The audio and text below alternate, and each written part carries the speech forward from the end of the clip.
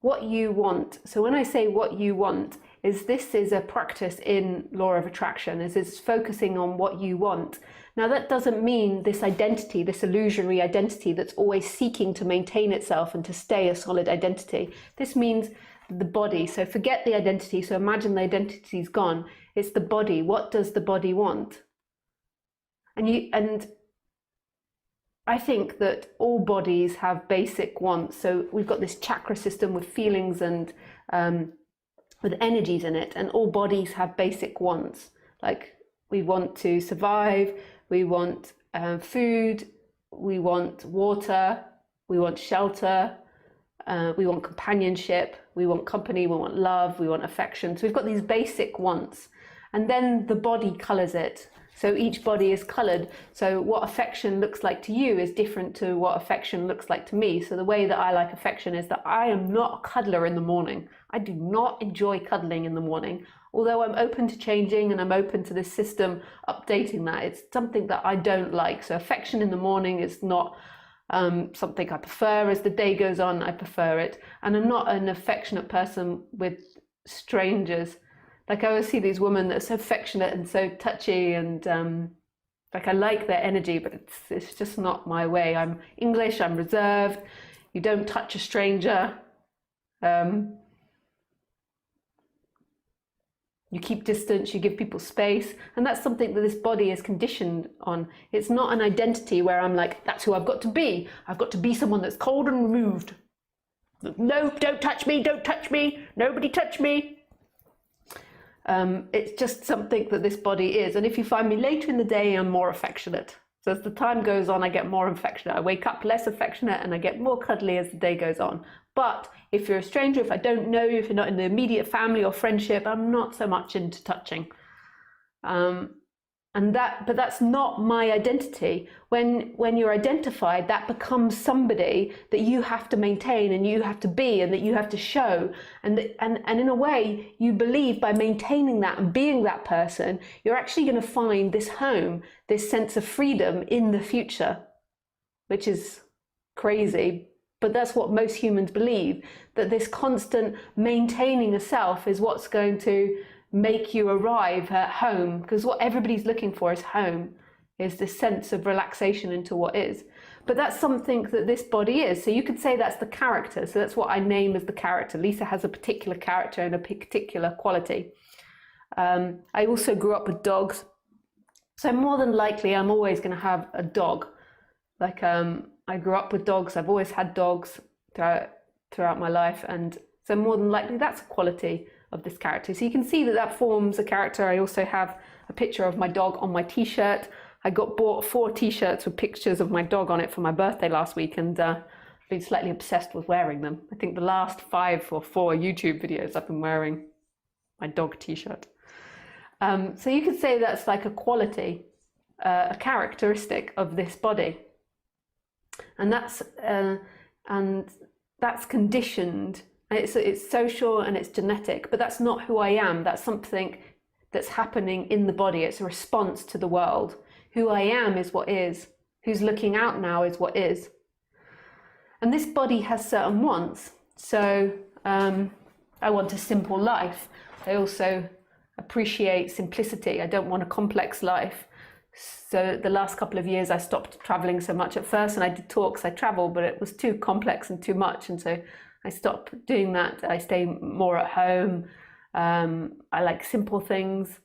I don't like too much entertainment or too much parties or too much socialization, but that's not necessarily a quality of somebody that's had an awakening. That's just what's happening here. It's just this, it's just what's happening in this system. And I was like that as a child. I was always a bit of a loner as a child. I feel like I went back to being more childlike. So these are characteristics, but this isn't me. This is what other people can describe of me, but it isn't me. Who I am is what is, right here, right now, looking out. Like, it's abstract, the idea that that character that I'm describing to you is what's looking out. It even feels abstract describing it to you, let alone it being that looks out of this body and is like like making this body move. Like this person that loves dogs isn't making the arm move or making the mouth speak. What's actually happening is what is doing all of this. It's coming out and it's making it look like Lisa character is doing it, but it's not. That's just the way we describe things. It's just our social conditioning to believe that there is an entity inside this body that's doing it, whereas actually it's just what is. It's so simple, it's so ordinary. But my character is going to be more happy if she acknowledges and engages with what she wants. Like you could say your natural wants, not your seeking wants, not this when you're identified with a person that's moving in time and trying to get home through your wants. Your natural wants, the natural bodily wants, if there is an alignment with them, then they will manifest, firstly, like you always get what you want, and secondly, the body will be in more harmony if you navigate to what you naturally want. So, and you could say that that's what is speaking. Like it's obviously what is, or consciousness or life speaking through that complex character, because life is creating all of it and that identification. But when you're identified, it's about you. It's like once removed, it's like really removed. Like, so you have your natural urge and then there's all this identity built on top, all these feelings, ideas, and then it's like you, yours, I'm acting. Whereas when you let go of that, your natural wants are the way that God, life, what is, consciousness is moving you. So I have quite a basic and natural want to speak. I am a triple Gemini and I love creativity and I love speaking about this subject in really creative ways. And I love sharing love. And to me, non-duality is love. I also write. I write scripts and I write books. I'm currently writing a book about a cat called Andrew. And I love to be creative. And so having a life with that in it is very fulfilling to me on the bodily level. So there's a want during the day to be creative. There's a want to do these things. There's also a time a want to drink. There's wants to be social. There's wants to cuddle. There's wants to be intimate. There's wants to laugh, to joke, to smoke a little bit of pot sometimes. All these natural wants. But none of them is creating an identity that then is looking for home in that identity. This is when the illusion forms that that is you and that is somebody that's looking out of these eyes. That is simply the body, the character. And the more in line you are with your wants, the more balanced your character will be. And I wholeheartedly say I'm not always in line with my wants, and when I'm not, I get into trouble and I have conflict with people, and you can't always get what you want, but it's when I don't acknowledge what I want that the problem is. Like, and it's actually the most compassionate and nicest way to be. It sounds really selfish to always go what you want, but through this, it actually makes you really kind. It stops all hate, anger, resentment, and it makes you really honest and humble. Like everybody has wants and desires. It's the way these bodies are programmed, and it's not about always being fulfilled, but you have to follow that chain. And it's not about necessarily getting it. It's not about the outcome. It's like following what God is instructing the body to do. And people hear this and they really misunderstand it. So it's like, oh, that means I can cheat with my wife, or that means that I can go and have sex with like underage boys or girls, or do all these things. And this isn't what's being talked about at all. It includes empathy and compassion. Like to me, my want for other people to be happy and for other people to experience love is actually stronger than me having my wants fulfilled. And that's really important that I acknowledge that. Acknowledge both sides of those things, those dynamics. Like, so say for an example, after this talk, I didn't walk Khaleesi today because it was very hot and I had to go to the airport, and then I fell asleep in the heat.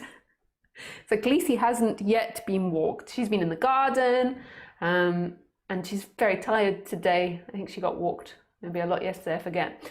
But I haven't walked her yet. So after this talk, I will go and walk her. But I'm a bit tired today and I'm a bit lethargic. So actually, my natural want would be to not go for a walk. But my stronger want is to fulfill Khaleesi's needs and desires. And so I will go for a walk with her, and I will take her for a long walk, more than likely, because she hasn't been out today. And I will enjoy it. But it's noticing those types of things. When you're identified, like what happens is you don't want to go for a walk, and then you blame the object that makes you do something. But when you acknowledge that, then you're taking responsibility for yourself, and it's not anything to do with Khaleesi. Like, the Khaleesi's not doing anything bad. She's not putting pressure on me. So say if it's your husband or your wife, it's that I've got a natural want to maybe rest, but my want, and that's really beautiful, it feels nice in my heart, like my desire to make Khaleesi happy is stronger. And when I acknowledge that, it makes me feel really beautiful, and it really empowers me. But what happens to us is we're often really out of sync with our wants, and we don't notice what we want. So for an example, my God, am I talking a lot tonight? For an example, so say you've come home from a busy day of work, and it's your turn to cook dinner for your partner and for the kids or something that evening. And if you don't acknowledge that you're really tired and that you're really exhausted and that you don't feel like doing it, what more than likely will happen if you're not acknowledging what's happening is you'll begin to blame your kids and your husband or wife for not doing it. And you'll begin to get into like weird psychological concepts like, oh, why do I always have to do this? Da, da, da, da, da. But if you're really honest with yourself, then it breaks these sorts of thought patterns. Like, you come home and you acknowledge that, but you acknowledge that you don't want to do it. And you can even bring that up in conversation to people. You can even maybe talk about getting a takeout or something. And you acknowledge that, but then maybe your love and your desire for them wants it stronger. But maybe it doesn't. But if you don't acknowledge it, then it brings up hatred, blame, guilt, shame, pride, like all these very complex feelings. And then it will bring up arguments, and you're not really sure what you want. Like, you'll go into an argument, and really what you wanted was just to not have to cook dinner tonight, and then you've ended up in an argument with your partner about how they never do anything. And you never do anything, I always do everything. And that to me is a very complex argument that's derived from lots of forced thoughts and from a family or a couple not being honest to their wants. And I'm not saying that I can't sometimes have these thoughts or these arguments with someone, but most of the time when I really reflect on it, it's always about lack of honesty on one or the other person's behalf. Like, they've not established it first. Like, I'm too tired to do this, I'm exhausted, I need to change something. And then it's easier to blame the other person.